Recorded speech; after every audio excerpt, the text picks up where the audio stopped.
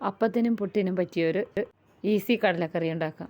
1 cup കടല കുതിർത്തി വയ്ക്കണം. ചൂടായ കുക്കറിലേക്ക് 3 ടേബിൾ സ്പൂൺ വെളിച്ചെണ്ണ, 1/2 സ്പൂൺ ഇഞ്ചി, 3 സവാള അരിഞ്ഞത്, 4 പച്ചമുളക്, 1 പിടി കറിവേപ്പിലയിട്ട് നന്നായിട്ട് വഴറ്റിയെടുക്കണം.